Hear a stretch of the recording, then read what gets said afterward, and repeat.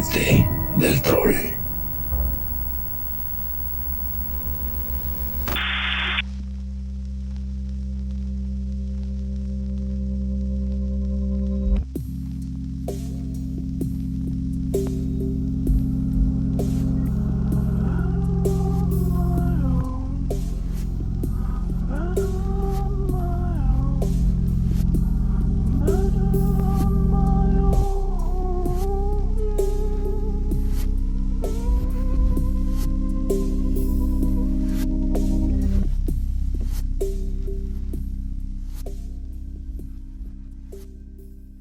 En otro tiempo vivió un hombre que tenía hermosas casas en la ciudad y también en el campo, vajilla de oro y plata, muebles adornados y carrozas doradas.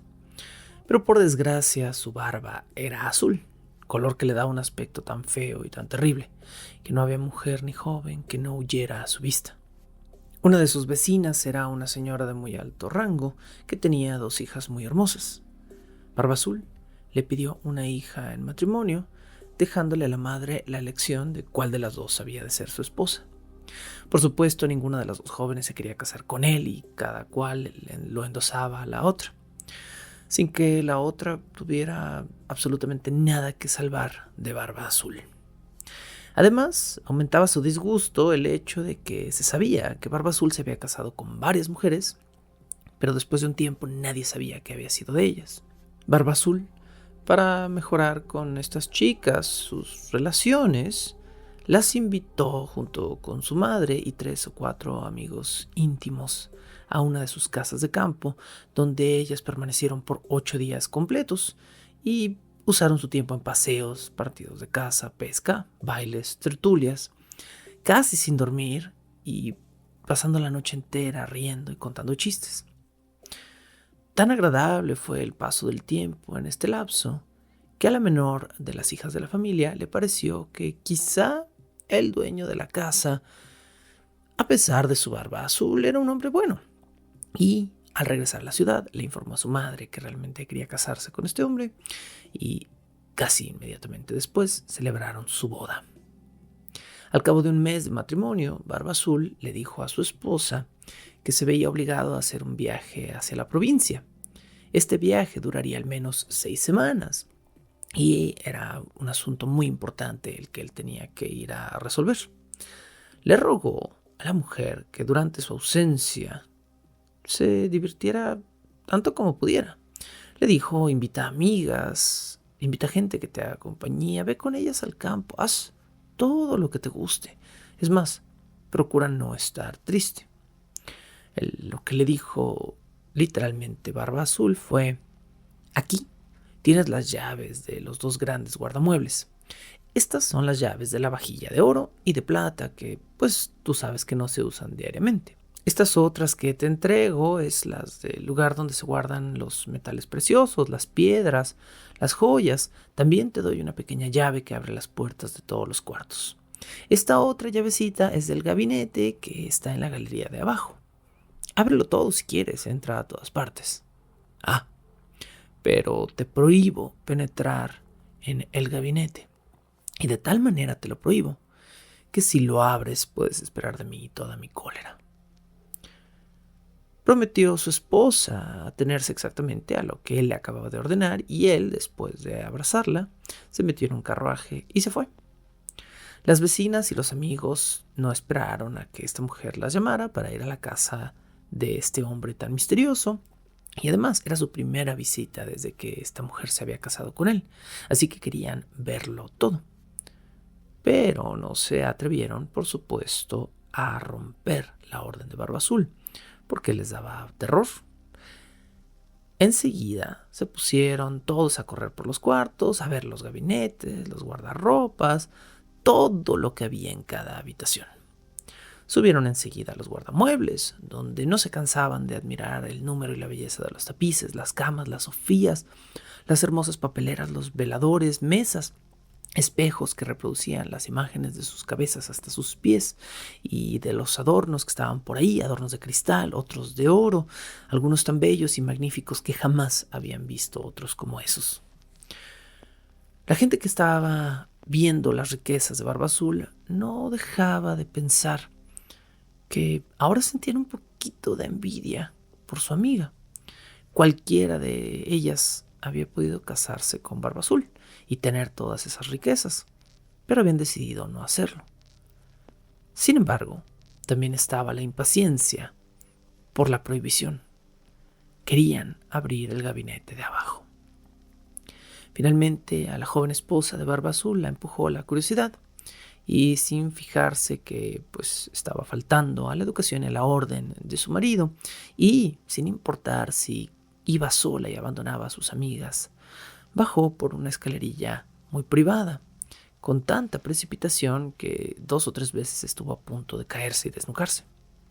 Al llegar a la puerta del gabinete se detuvo por un tiempo, pensando nuevamente en la prohibición de su marido y reflexionando si realmente aquella desobediencia le iba a traer alguna terrible desgracia.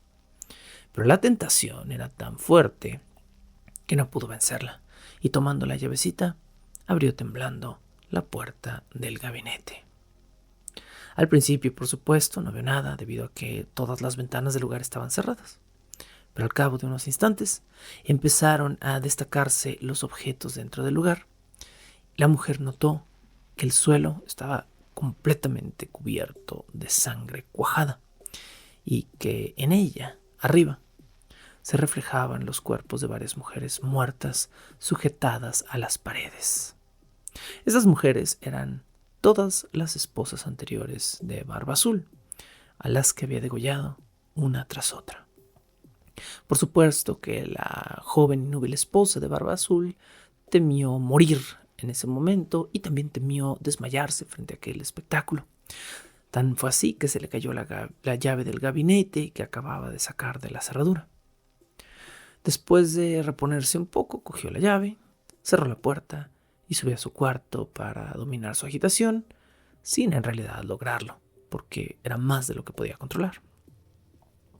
Habiendo notado que la llave del gabinete estaba manchada de sangre, la enjugó y la limpió 2 o 3 veces, pero la sangre no desaparecía. En vano la lavó, la talló y la frotó, incluso con arena y asperón, pues todos sus esfuerzos anteriores habían sido en vano, pero incluso estos nuevos esfuerzos evitaron que la sangre desapareciera. No podía quitarla de un lado, y cuando lo lograba, la mancha, como por arte de magia, aparecía también al otro lado de la llave. Por supuesto, se cumplió el plazo en el que Barba Azul regresó de su viaje, que fue la noche siguiente a aquel mismo día. Y bueno, le platicó a su esposa que durante el camino había recibido varias cartas que le notificaban que el asunto por el que él había viajado se había concluido para su bien antes de tiempo y que no era necesario que él se quedara más. Así que por eso había vuelto un poco antes de lo que su esposa esperaba.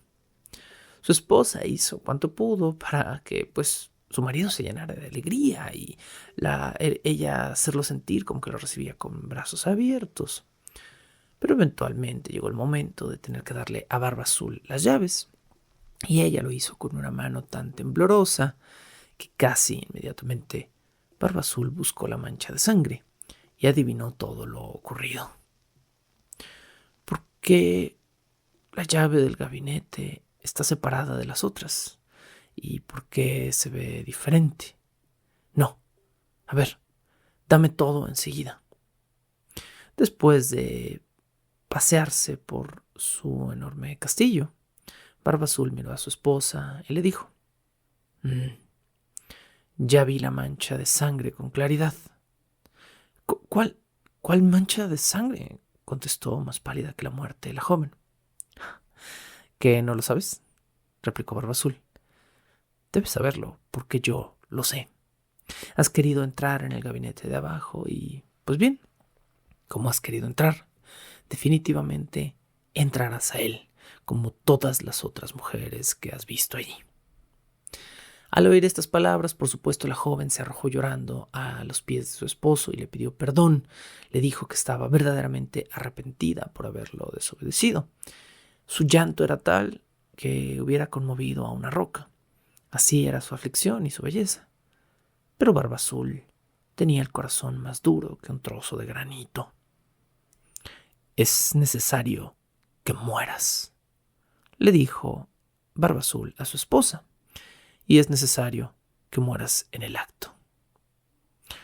Tratando de buscar una salida, su mujer le contestó: dado que es forzoso que tengo que morir, por favor, concédeme algunas horas para rezar y limpiar mi alma y mi conciencia.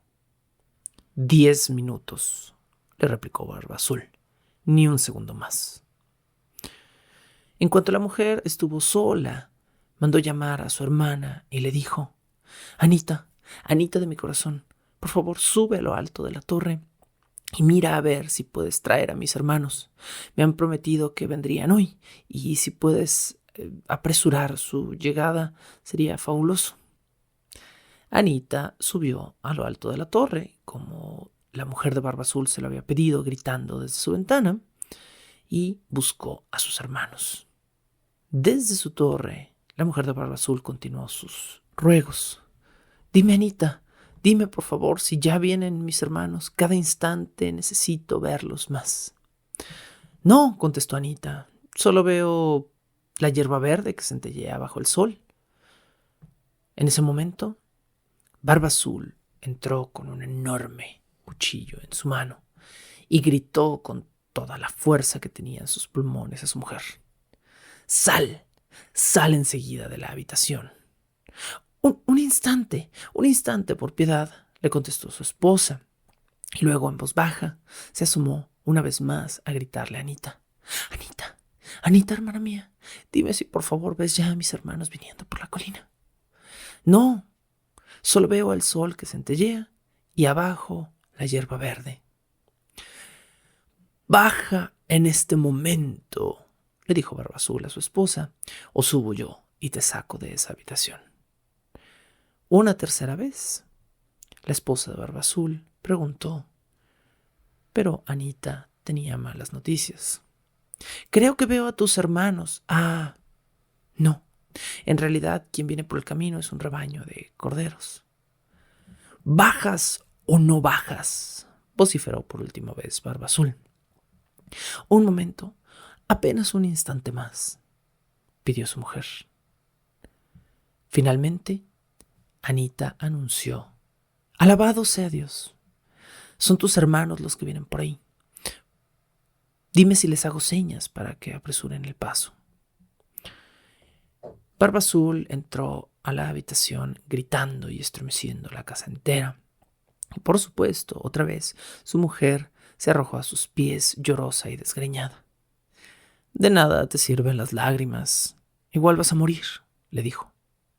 Luego la agarró de los cabellos con una mano y levantó con su otra mano la cuchilla para tratar de, en ese mismo lugar y en ese mismo momento, cortarle la cabeza. Por supuesto, su esposa lo miró como un cordero en el matadero y le rogó unos segundos, solo unos segundos más. No, encomiéndate a Dios y muere. Barba Azul levantó su brazo armado. En aquel momento golpearon la puerta de entrada con tal fuerza que Barba Azul se detuvo en el acto. Por supuesto, en ese momento entraron 2 caballeros, quienes desnudaron de inmediato las espadas y corrieron hacia donde estaba Barba Azul.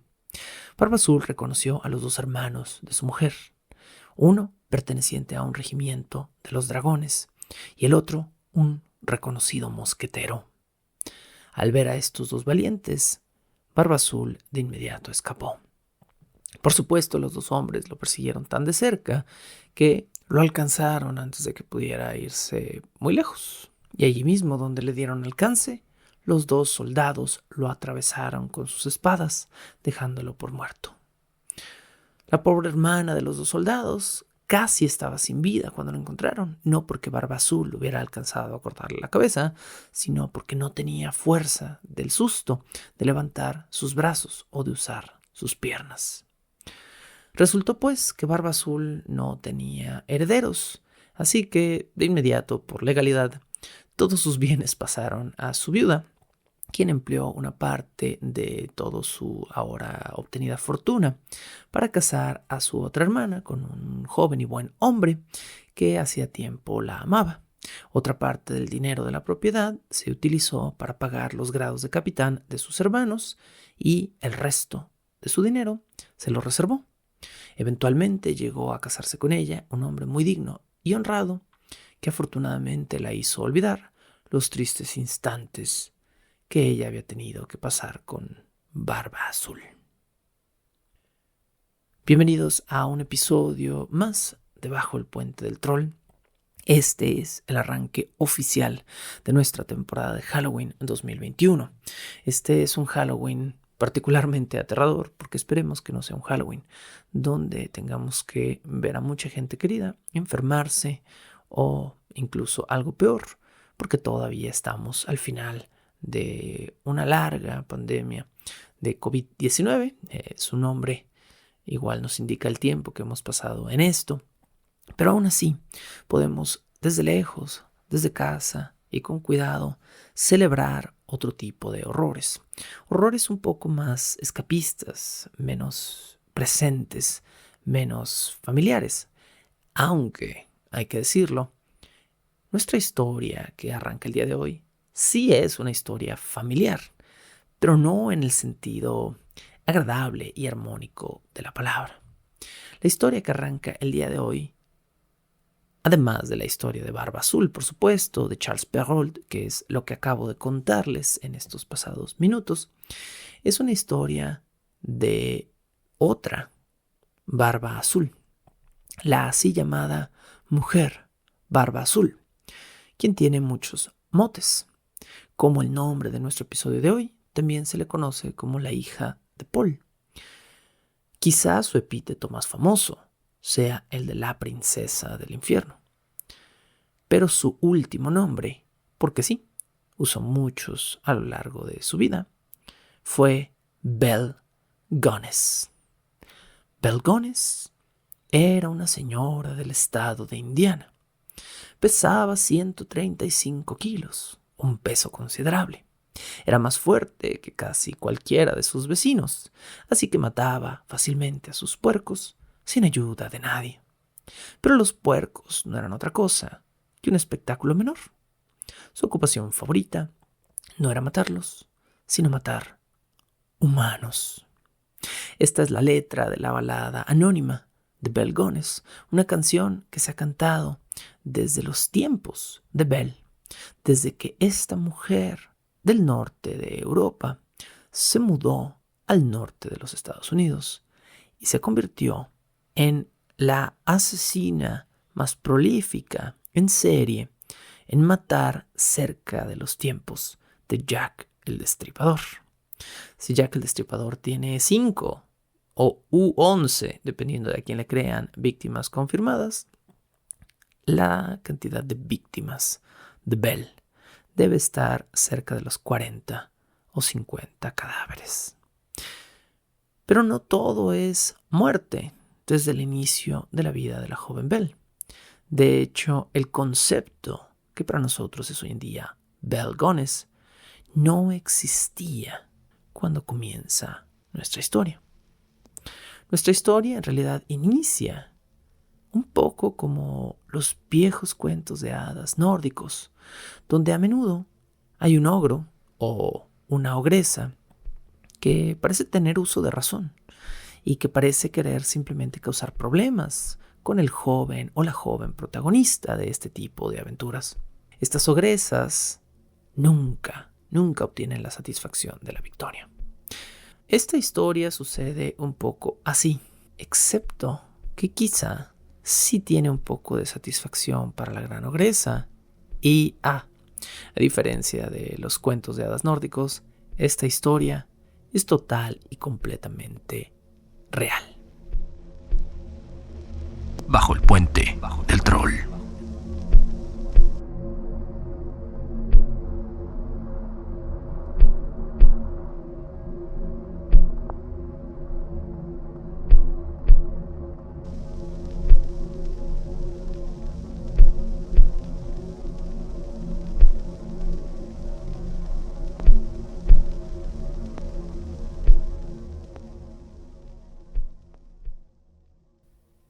En el cuento de Barba Azul de Charles Perrault, publicado originalmente en Summa Maganza, escrito en 1697, Por supuesto, es un conjunto de relatos infantiles, entre los cuales el señor Vladimir Prop, un tipólogo de cuentos de hadas, encontraría algunos de los relatos más oscuros y menos apropiados de todos los tiempos.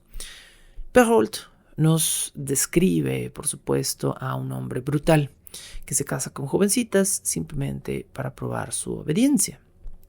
Este no es el caso del monstruo del que estaremos hablando en esta temporada. Este monstruo, que no comienza como un monstruo, no mata en un reino lejano, en un adinerado castillo.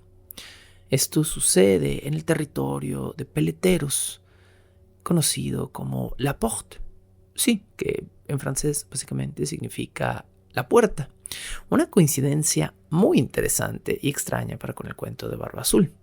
La puerta es precisamente el umbral con el que Barba Azul probaba a sus mujeres, y la Porte Indiana o la Porte Indiana es el lugar donde Belle Gones, ya con ese nombre, se convierte en una brutal asesina. Por supuesto, la Porte Indiana recibe su nombre del hecho de haber estado habitado por migrantes franceses casi 200 años antes de comenzar a ser masivamente habitado por noruegos y alemanes, que cambiarían para siempre con su migración el centro de los Estados Unidos, o el oeste medio de los Estados Unidos, como tiende a llamársele a esta región. Fue cerca, más o menos, del año 1829 que los primeros pioneros germánicos empezaron a poblar la región del oeste medio de los Estados Unidos. Hay que recordar que, como hemos mencionado en otras temporadas, como Las Estrellas Indiferentes o como nuestros episodios de Los Sangrientos Bender, la mayoría de los migrantes, específicamente los que venían del norte de Europa, llegaban por lo general al puerto de Nueva York, y de ahí, del extremo este de la costa este, se iban poco a poco expandiendo hacia el oeste. Es por eso que la conquista del oeste era todo un tema en aquellos tiempos. Tú llegabas al mero extremo del este, y si realmente querías llegar al extremo oeste, específicamente a California o a Oregón, pues tenías que hacer un viaje que no podías hacer claramente en 2 horas en avión. No. Tenías que hacerlo en carroza o a pie o a caballo, y era un viaje que tomaba literalmente meses. Esto significa que muchos de los migrantes germanos que llegaron a Nueva York no hicieron un esfuerzo tan extremo, dado que la mayoría de los otros migrantes germanos que ya habían llegado a Estados Unidos habían tomado la misma resolución y habían decidido quedarse cerca de Chicago. Así que pues, es por eso que cuando alguien te dice que te ves más o menos como del oeste medio de los Estados Unidos, te está diciendo que tienes características nórdicas o germánicas. Esta era la tendencia precisamente en La Porte Indiana, un lugar que, como ya dijimos, significa puerta, y que era exactamente esto. Era una especie de umbral, de puerta, de portal por el que pasaban los migrantes de la región y decidían si iban a continuar o no su ruta hacia el oeste. Y dado que muchos migrantes germanos no continuaban su ruta hacia el oeste, se quedaban al este de Chicago, y pues de ahí el nacimiento de este asentamiento. Por algún lapso de tiempo oscuro en la historia de los Estados Unidos, esta región estuvo a punto de obtener otro nombre. Como tenía un nombre francés y esto no le parecía bien a los angloparlantes, en 2 momentos de su historia la región de La Porte Indiana estuvo a punto de, en vez de eso, llamarse Gateville, Indiana, o Dorborg, Indiana, que básicamente son 2 traducciones para decir a la Villa de la Puerta. Era nada más un afán de los angloparlantes de querer cambiarle el nombre a algo más americano, entre comillas, a esta región. Eventualmente, La Porte se quedó como La Porte Indiana, que a duras penas podríamos decir era un pueblucho. Era una aldea, era una región, era un lugar de 2 kilómetros de circunferencia. Eso es todo La Porte Indiana. Hoy en día, por supuesto, es un poco más grande, o al menos esta región en términos de habitantes y ciudad, pues sí es mucho más grande. Pero En 1850 y tantos era un diminuto poblado que eventualmente se iba a ir llenando de gente. Para que se den una idea, en 1852 específicamente, esta pequeña aldea tenía 200 habitantes. Un lugar ideal para estar aislado, para cometer crímenes sin que nadie en las grandes ciudades se enterara. Ahora, hay que decirlo, unos 50 o 60 años después, ya habría cerca de 5,000 personas viviendo en LaPorte, Indiana. Pero cuando solo había 200 habitantes, era un pueblucho con caminos de piedra que eventualmente se pavimentarían y que, por supuesto, era una región aislada del mundo civilizado, un área de granjas, un área hostil, rural, pero un área de gran oportunidad de crecimiento. Querías comprar una enorme granja a un buen precio en un lugar donde, pues sí, tendrías que valerte por ti mismo, pero serías básicamente el amo y señor de tus terrenos. LaPorte, Indiana, era el lugar. Dado que era un territorio aislado, tampoco era un territorio ajeno a asesinos y criminales. Cada 5 o 6 años, LaPorte llegaba a las noticias de Chicago porque algún granjero germano enojado, algún comerciante violento mataba a 2 o 3 personas en la ciudad. Pero estos crímenes eran crímenes de pasión, altercados del momento, problemas en un bar. Nada que realmente le gritara al mundo que Estados Unidos estaba a punto de convertirse en la capital absoluta de los asesinos seriales. Más encima, contando a los Bloody Benders y a Bell Gunness, en la capital absoluta de los asesinos seriales femeninos. Poco o nada sabían los habitantes de LaPorte que mientras los diarios europeos se estaban bañando en 1888 con los asesinatos de Jack el Destripador, un monstruo todavía más terrible y más prolífico estaba por llegar a Indiana. Para finales del siglo XIX, Chicago, la gran ciudad más cercana a LaPorte, ya se había convertido en una almena para migrantes germanos, polacos, irlandeses, italianos y judíos. También era una región atractiva para los noruegos. Esto es importante para nuestra historia. Los noruegos no querían conquistar el oeste. No, para nada. Los noruegos estaban muy felices en el este y les bastaba salir del territorio de Nueva York y quedarse en lugares que de alguna manera les recordaban cómo era su vida en el viejo continente. Los noruegos estaban acostumbrados a ser granjeros y constructores de sus propias viviendas, así que no les molestaba ir a un nuevo territorio rural, menos habitado y con más oportunidades de comercio y vivienda. Para 1850 se estima que había 562 personas noruegas registradas en Chicago, que es un número bastante menor. Incluso era menor para el oeste medio de los Estados Unidos. La mayoría de los noruegos estaban asentados en Missouri o Kansas. Unos añitos después, específicamente 40 años después, en 1890, los noruegos eran el 1% de la población de Chicago, que sigue sonando como poco, pero esto significa que habían aumentado de 562 noruegos a más de 25,000. Fue precisamente en este lapso de crecimiento noruego enorme en Chicago que llegó de las costas de Noruega a las costas de América una mujer. Esto en el año de 1881. Esta mujer tenía 22 años de edad y se sabe que era originaria de Selbu, un pequeño pueblo cerca de Trondheim, en Noruega. Incluso con sus jóvenes 22 años de edad, esta mujer se veía mayor, cansada de alguna manera, acabada, o si no acabada, falta de lustre. Era claramente alguien que había tenido una vida pesada y esa vida se transcribía en las arrugas de su rostro, que ya estaban ahí en torno a sus ojos y a su boca a los 22. Este rostro sobrio y de labios muy delgados, hay que decirlo, solo iría empeorando con los años. Nunca mejoraría en realidad.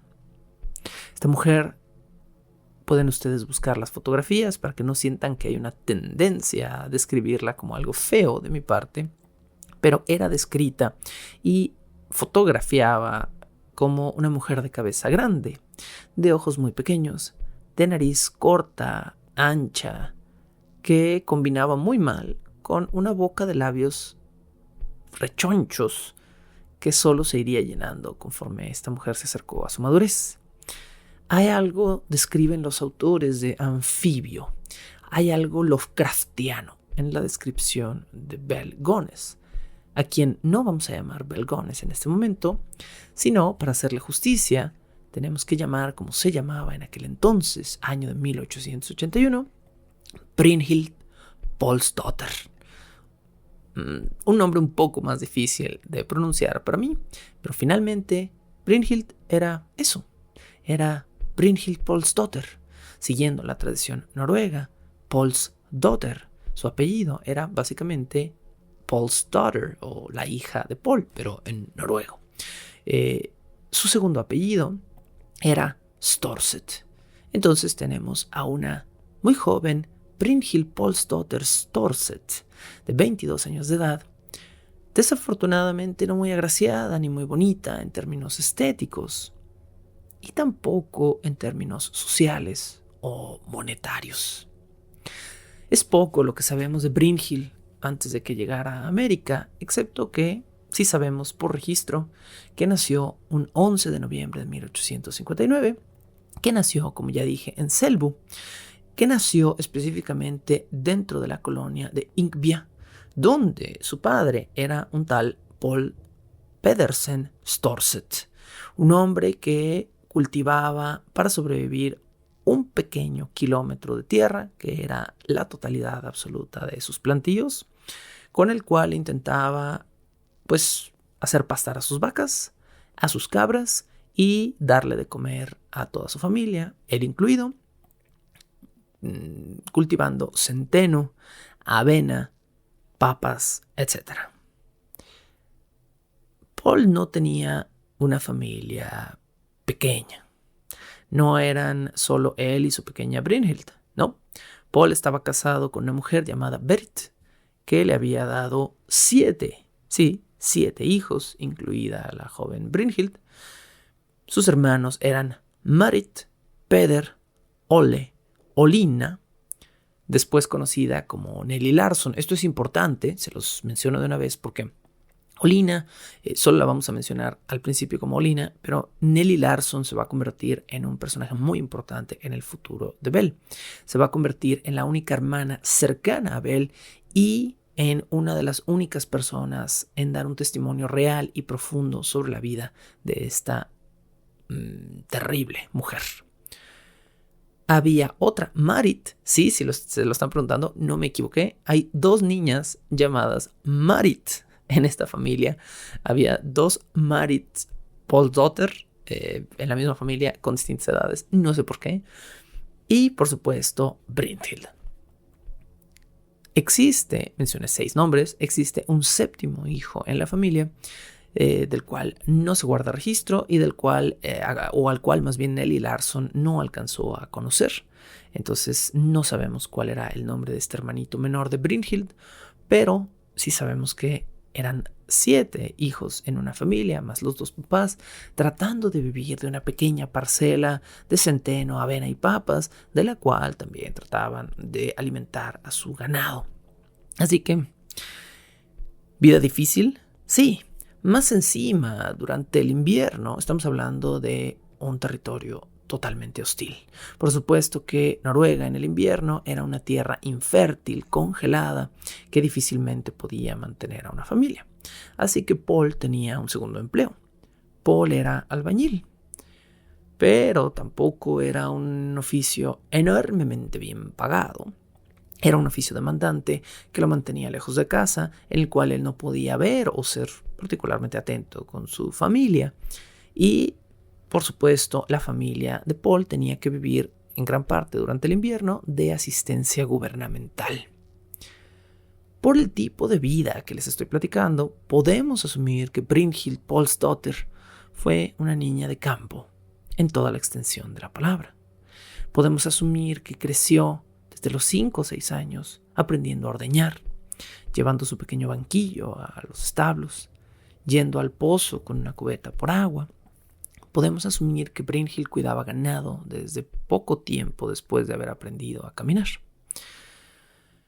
Dado que su familia era pobre en la máxima expresión, no podían ni siquiera pagar leña. Según nos dice en años posteriores Nelly Larson, la hermana de Bell, una de las primeras labores que se le encargó a su hermanita en aquel entonces llamada Brynhild fue la de salir a recoger ramitas para que su familia pudiera hacer fuego en casa y no morir todos congelados en el invierno noruego. Este acto nos lleva a una pequeña explicación. Ojo, yo no soy el primero ni seré el último en adaptar la vida de Brynhild Paulsdóttir o Belgones.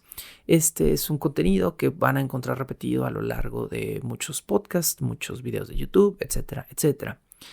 El 90% de los que hacemos este viaje utilizamos la misma fuente, que es precisamente el libro La princesa del infierno, que es mi fuente principal y me he percatado también es la fuente principal de otros autores. Lo que sí es que mucha gente se mantiene con este libro en los detalles superficiales. A mí me da un enorme placer que este libro, La princesa del infierno, nos deje también ver pequeños detalles como este que les voy a dar a continuación. En noruego, al parecer, las ramitas que no son propiamente leña se conocen como snurkvist, una rama enclenque, una rama pequeña, una rama endeble, doblada o rota. Esto hizo que a la joven Brynhild, cuando todavía era muy pequeñita, la llamaran Snurkvistpala. Esto quiere decir básicamente la niñita de las ramitas o la ramita infantil o la pequeña ramita o etcétera, etcétera. Eventualmente su nombre se fue deformando y el nombre de su padre entró también en este mote, Snurkvistpala. Entonces la gente que veía a Brynhild recoger las ramitas la conocía como lo más cercano que yo lo puedo traducir para que de alguna manera se sienta la tristeza de este mote. La gente la llamaba la ramita doblada de Paul, la ramita fea de Paul. Este era el nombre que la gente del pueblo del cual es ella originaria la llamaba cuando ella salía a recoger ramitas, porque era finalmente una actividad que llamaba la atención por el nivel de pobreza que tenía, ¿no? Son tan pobres que ni siquiera se pueden dar el lujo de tener un hacha para cortar leña propiamente y tienen que recoger ramas, mandar a sus hijos pequeños a recoger ramitas para no morirse. Este era el nivel, digamos, de humillación. Poco fuera de esto sabemos de Brynhild en su infancia. Algo que sí sabemos es ya más hacia su adolescencia, pero su adolescencia es donde el mito también comienza. En junio de 1874, a los 14 años de edad, Brynhild fue confirmada en la iglesia evangélica luterana por un pastor de nombre Agathon Hansteen, quien la describió a sus 14 años de edad como un ser humano diligente, con buen conocimiento religioso y mucha diligencia para con su familia. A esta edad, Brynhild ya era una miembro activa de la casa Storset. Era una mujer que hacía de todo. Cocinaba, tejía, cuidaba a sus hermanos, etcétera, etcétera. Nuevamente, no puedo evitar pensar en los cuentos nórdicos, estos cuentos de ogros y príncipes que se enfrentan. Si hay un origen para alguno de estos ogros, definitivamente sería en una cabaña como la que se describe en la que creció Brynhild. Una pequeña cabaña de madera en la que ella se sentaba a leer junto al fuego y luego su propia madre se sentaba a contar historias precisamente de esta tradición. La madre de Brynhild le contaba historias sobre ogros sedientos de sangre cristiana y a lo mejor los deleitaba con cuentos de Hudlers. Los Hudlers son criaturas similares a las sirenas, pero con colas muy largas que son capaces de herir o cortar en pedazos a un hombre. Esto quizá, por supuesto, pinta una imagen que tampoco quiero que se convierta en una imagen de justificación para Brynhild. Sí, Brynhild fue una niña humilde, religiosa, dispuesta a ayudar a sus papás, que eventualmente se convertiría en lo que años después se describió como un terrible ser humano caprichoso y malicioso. Hay que poner todo en contexto. Ni estoy diciendo que la difícil infancia de Brynhild justifique que ella se convirtiera en el monstruo en el que se convertiría, ni estoy diciendo que su infancia sea la que ningún niño se merece. También creo que hay un poco de difamación. Estos rumores de que después de los 14 años se le comenzó a describir como un mal ser humano, una niña caprichosa y maliciosa, son habladurías que vienen de muchos años después, cuando la historia de Belgones ya era la historia de una asesina. Se cree que mucha de esta difamación es consecuencia del hecho de que la gente que la conoció en Noruega de alguna manera se quiere lavar las manos de una joven tan terrible, o una mujer adulta más bien tan terrible, que quizá fue una joven bastante normal. Hay una historia más sobre su juventud que les relataré en un momento. Esta historia es brutal y es asombrosa, pero también se cree hoy en día es totalmente falsa. A ver qué les parece.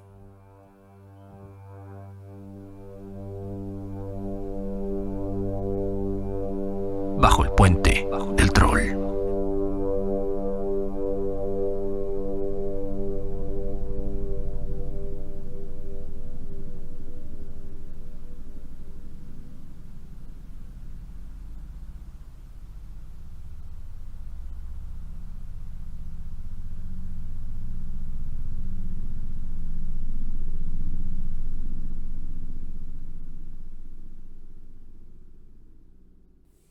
Cuenta la leyenda, y me temo que en este caso es precisamente eso, una leyenda, que cuando Brynhild era muy joven, quizá a sus 17 años de edad, se embarazó de un terrateniente local, pero después fue víctima de violencia cuando al ella pedirle que se casara con ella por su embarazo, este joven la golpeó llevándola a lo más lejano de un bosque local y la azotó con tanta fuerza y violencia en el vientre que Brynhild abortó. Esta historia se repite una y otra vez en los recuentos de la vida de Belgones o Brynhild Pálsdóttir, la historia que la lanzó como asesina. ¿Por qué? Cuenta esta leyenda, pues, que meses después, ya recuperada la joven de la golpiza, ella misma, con sus manos, se encargaría de asesinar al muchacho, quien murió con síntomas sospechosos similares a los del envenenamiento por arsénico. Este suena como un arranque ideal.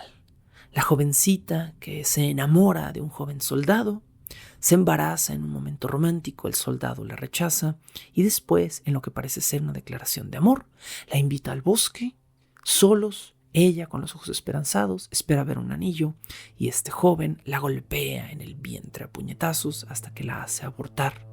Brynhild llega sangrando de entre sus piernas hasta su casa, donde su familia la humilla por haber quedado embarazada. Ella tarda semanas o meses en recuperarse y finalmente se monstrifica y se convierte en la vengadora y victimaria de su primera víctima, un muchachito que muere de envenenamiento por arsénico, mientras Brynhild se siente satisfecha.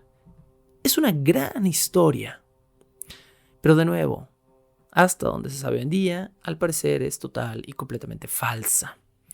Se cree que esta historia fue un testimonio de un lejano o ya anciano vecino de Brindhill, que fue contada cuando ya se había revelado la naturaleza de Belgones en Estados Unidos, y se cree que esta historia fue inventada para, pues básicamente para que la persona que la inventó se pudiera dar un poco de importancia, pero no hay absolutamente ningún nombre, ninguna concordancia, ningún respaldo específicamente de Nellie, de la hermana de Bell, que nos diga que esto haya sido verdad. Así que esta leyenda se queda exactamente como eso. Lo que sí nos consta es que Brynhild Pálsdóttir era una madre nata. No sé cómo decirlo. Era una mujer que realmente deseaba convertirse en mamá. Nos consta también que pues, fue una niña muy rubia, de ojos muy claros, de Selbu, que tuvo una infancia pobre y difícil, que se convertiría en un adulto frío y seco, con abolladuras que jamás podría quitarse de encima. La niña de las ramitas. La niña que en 1888 ni siquiera supo de la existencia de los 5 u 11 asesinatos de Jack el Destripador, pero que dentro de unos años más le diría a Jack el Destripador: quítate, que ahí te voy. Cuando Brynhild tuvo edad suficiente para abandonar su lugar de nacimiento en sus malas condiciones, viajó de Trondheim a Hull, en Inglaterra, de donde se preparó para hacer un largo e incómodo viaje a América. Su viaje, por supuesto, dadas sus condiciones, no iba a ser en un cómodo transatlántico de primera clase.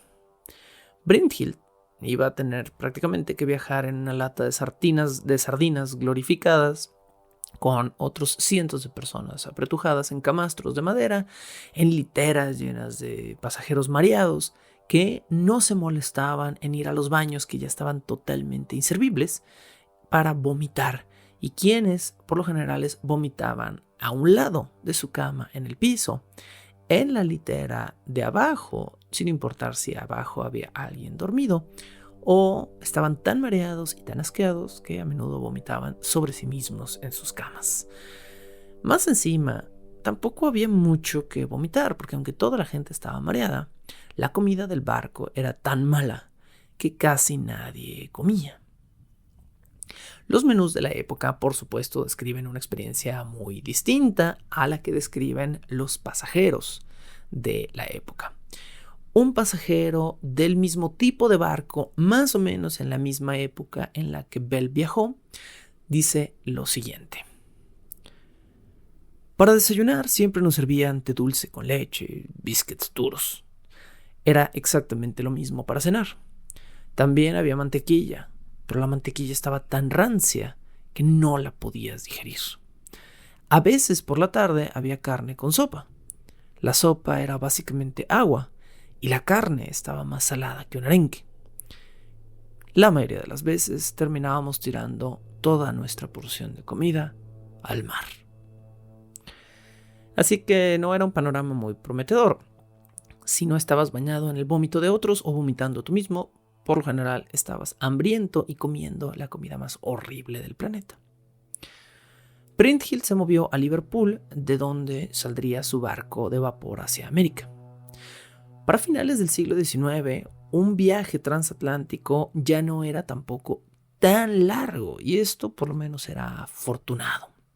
Las clases altas podían salir a cubierta y disfrutar a un viaje con espacios abiertos, con solecito, con compartimentos separados por familias, compartimentos para hombres solteros, para mujeres sin marido, etcétera, etcétera. La tripulación estaba allí para atender todas tus necesidades, si eras de clase alta. Si no eras de clase alta, no tenías deliciosas botanas, no tenías espacio para poner los pies, difícilmente tenías espacio para dormir.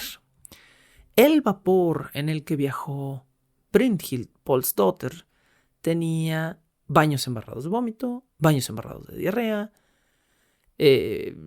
terrible comida, como ya dijimos, pero ya no era un viaje tan largo como 80 años atrás.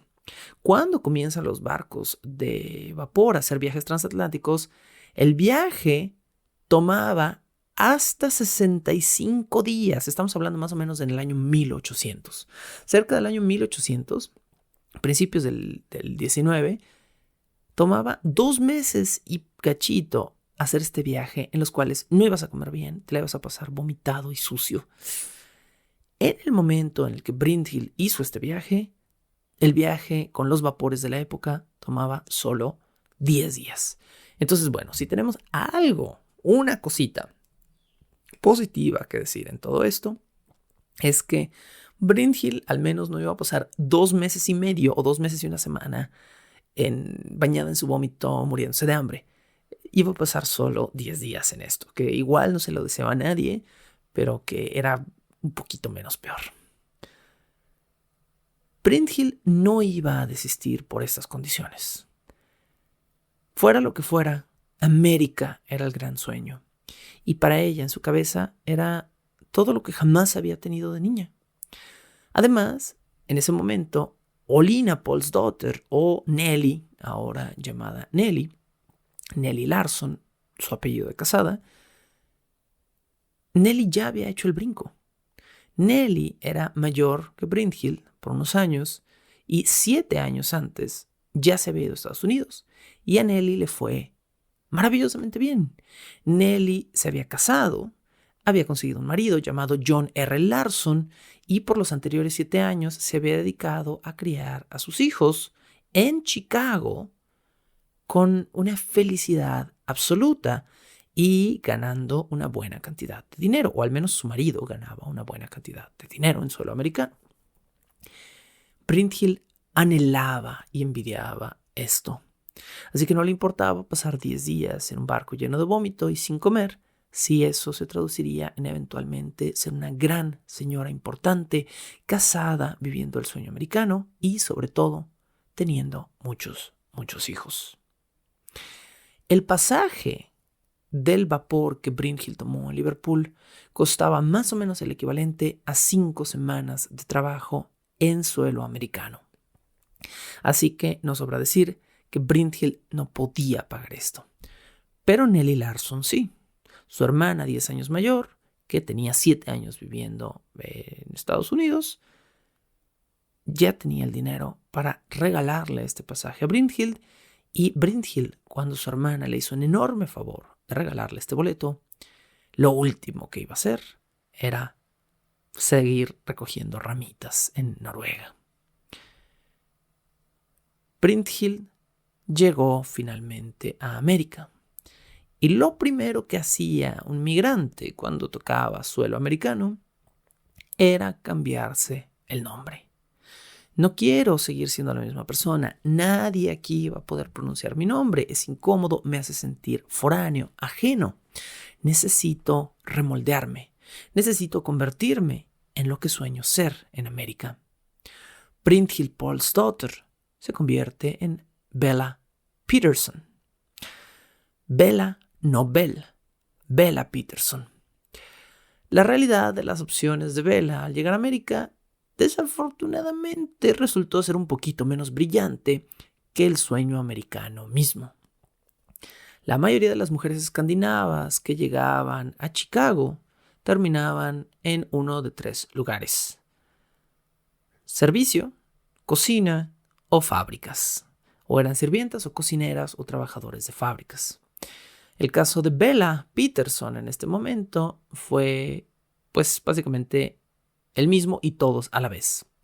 Durante sus primeros años, Bella Peterson cosió ropa, lavó ropa, limpió ropa, principalmente, y además vivía con su hermana Nelly Larsson y con su marido John. Así que gran parte de su sueldo se lo quedaba John por darle comida y alojamiento. Así que realmente todas las cosas que Bella estaba haciendo ni siquiera se sentían como para ella. Todo era dinero para el marido de su hermana y Bella solo quería una cosa: la vida glamurosa en la gran ciudad de Chicago, que por cierto era una vida asquerosamente cara. Pero Bella tenía una ventaja. Todo lo que Bella hacía en Estados Unidos le parecía 10 veces más sencillo que vivir en el campo. Bella pensaba en los años en los que había tenido que ordeñar y pastar y levantarse en la madrugada, sin luz, con el frío de Noruega, a tener que llevar a los animales a pastar o a tener que ordeñar o a tener que matar cerdos o hacer cualquier cosa. Y la idea de levantarse no tan temprano a lavar ropa o a trabajar en un lugar cerrado no era tan desagradable, pero no era definitivamente su sueño. Y Bella quería el sueño. Había hecho ese viaje por el sueño americano. Estaba en el Nuevo Mundo en 1880. Esto implicaba poderse dar, pues, algunos lujos. Así que un día, Bella decidió abandonar, no definitivamente, sino solo por una buena tarde, la casa de su hermana y visitar el distrito comercial de Chicago. Y Bella se topó con su primera tienda departamental. No lo podía creer. Abrigos hermosos de piel, vestidos hechos a tu medida, zapatos pequeños. Porque hay que decirlo, esta mujer, quien después sería descrita como una enorme mujer, tenía pies peculiarmente pequeños. Zapatos pequeños con bordados de perlas o con forros de seda la sedujeron de inmediato. Bella quería todo: moños y telas y brillos. Y para obtener eso necesitabas dinero. Y para obtener dinero, se dio cuenta Bella muy pronto, no bastaba ser una mujer trabajando en la gran ciudad. Bella había sufrido la pobreza y ahora su obsesión era experimentar la riqueza.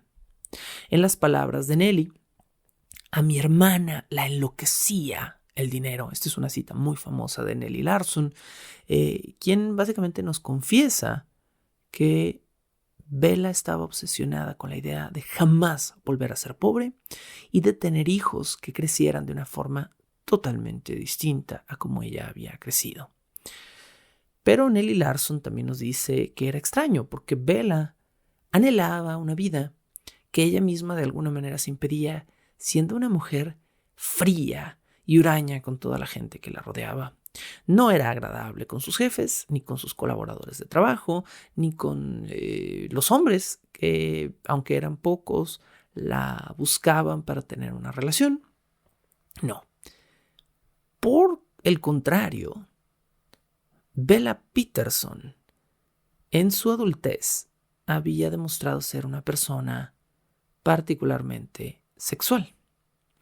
Bella no quería ser íntima realmente con nadie, pero sí tenía una necesidad física de contacto y una especie, repito, de extraño amor obsesivo por la idea de criar un niño.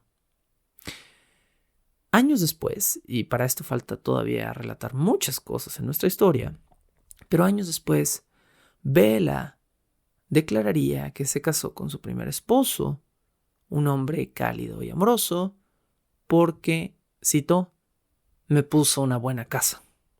Y ya. Este era el tipo de persona que era Bella Peterson, una mujer fría y distante que sin embargo sentía un enorme deseo sexual por estar con hombres y al mismo tiempo tenía una obsesión por parir a sus propios hijos lo más pronto posible. Bella también se dio cuenta que un marido era su ruta hacia el sueño americano.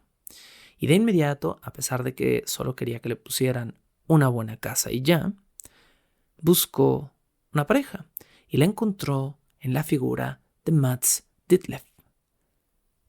Mads Ditlev Anton Sorensen, por supuesto, otro hombre del norte de Europa, que al parecer era muy vikingo, un hombre de hombros y cuello muy anchos, de rasgos muy nórdicos, de mostacho rubio muy tupido, pero de cabeza muy calva y ya con rasgos de envejecimiento. Mads era solo 5 años mayor que Bell, Pero hay que decirlo, la vida a finales de los 1800, 1880, 85, que es la época en la que estamos ahorita, no era una buena vida. Y por lo general la gente se veía mayor de lo que era. La pareja se casó en marzo de 1884 en la iglesia luterana de Betania. De la pareja sobrevive una de las pocas fotografías de, pues en aquel entonces, ahora, Bella Sorenson. Este va a ser su segundo nombre. Brynhild Paulsdotter. Después, Bella Peterson. Ya hasta yo me confundí, Bella Peterson.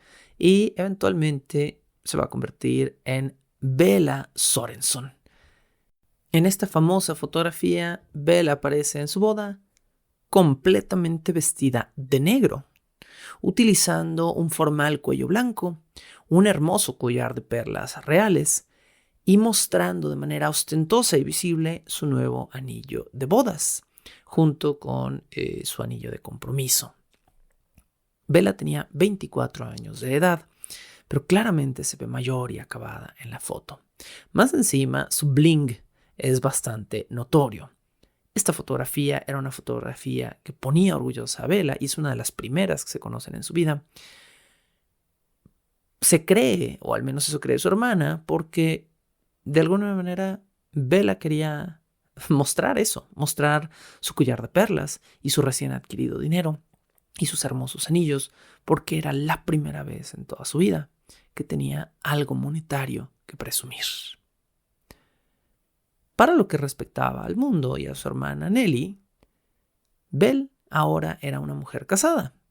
Belle ya no viviría más con la familia de su hermana, la familia Larson, y su gran sueño de toda la vida era comenzar a tener hijos y darles una vida totalmente distinta a la que ella había tenido. Y vaya que de alguna manera logró darle a sus hijos, entre comillas, una vida distinta, pero no de la manera en la que probablemente ella se lo había propuesto en un inicio. Los registros de esta mujer describen que Belle o Brynhild sentía una compasión enfermiza por los huérfanos. Casi todos los domingos ella sola o ella con su marido paseaban cerca de la escuela dominical infantil noruega en Chicago, donde la mujer iba básicamente a browsear huérfanos. La gente del orfanato de este lugar, de esta escuela dominical, la conoce como, o la conocía en aquel entonces, como una mujer amorosa y atenta. Y ojo, este lugar, esta escuela, va a tener una relevancia importante al final de nuestra historia. Bella se topa con el primer gran muro con el que choca su sueño americano. Belle se entera de que probablemente no puede tener hijos, cosa que solo exacerba el mito o la leyenda de que alguien la había golpeado en el vientre años atrás. Pero el hecho es que, al parecer, de todos los hijos que tuvo Bella, ninguno era realmente suyo. Y esto es perturbador, pero no es tan perturbador como todo lo que rodea a este hecho. En sus primeros años de matrimonio, entonces, Bella se aboca a su, comillas, sobrina Olga, la hija más pequeña de Nelly. Digo, comillas, sobrina, sí era su sobrina, tal cual, pero Bella no la trataba como una sobrina. Nelly Larson, su hermana, ya era madre de 5 hijos. Nelly describe a su hija como una chiquilla hermosa, y su hermana siempre quería tenerla cerca. Esa es la cita, ¿no? Dice, Nelly era una chiquilla hermosa y mi hermana siempre quería tenerla cerca. Bella se obsesiona con Olga, al grado de que comienza a quedarse cada vez por más tiempo en su casa. El lapso más prolongado en el que Bella se queda a esta niña es un lapso de 6 semanas. De repente, Nelly se empieza a sentir un poquito incómoda con esto. Y después de este lapso prolongado, le pide a Bella que, pues básicamente le devuelva por favor a su hija Olga. Y Bella le hace una pequeña propuesta.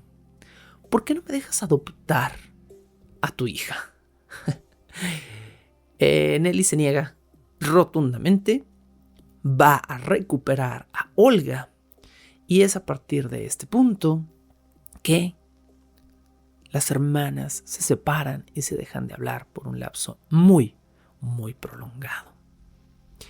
Ahora, Bella o Belle sí tuvo hijos, pero de nuevo, no de la forma en la que uno pensaría. Creo que este es momento de pausar. Me encantaría decirles cómo fue exactamente que Bella se hizo de su primer hijo, o específicamente de su primera hija. Pero esta es una historia algo extensa y oscura y extraña, que además se va a desarrollar a lo largo de varios años de la vida de Bella. Así que creo que es buen momento para pausar. Bella va a tener muchos hijos en el futuro. Sí, lo repito, ninguno de ellos de su propia sangre, pero definitivamente hay sangre involucrada en el proceso. Esto fue el episodio 1 de nuestra nueva temporada de Halloween 2021 en Bajo el Puente del Troll. Esta es la historia de Belgones, la princesa del infierno. Ojo, acabo de oír el albur involuntario en mi voz. Belgones, no, es Belgones. Entonces, bueno, vamos a seguir contando este oscuro y extraño relato de la manera más fiel y más completa que yo pueda traérselos. Se los repito, quizá este no es el único lugar donde van a escuchar esta historia, pero si hago bien mi trabajo, espero que esta sí sea la mejor versión de esta historia que jamás hayan escuchado. Nos oímos la próxima semana en Bajo el Puente del Troll. Soy Sergio Vicencio y como siempre les agradezco su atención. La locución, la producción y la música original de este programa son creadas por Sergio Vicencio. Ve a patreon.com/Sergio Vicencio y apoya este podcast para obtener horas de contenido adicional. ¿Quieres comisionar cápsulas, episodios o incluso temporadas completas o comprar contenido digital de Bajo el Puente del Troll? Ve a coffee.com/Sergio Vicencio y encárgate de decirme qué hacer. Es coffee, ko-fi.com/Sergio Vicencio.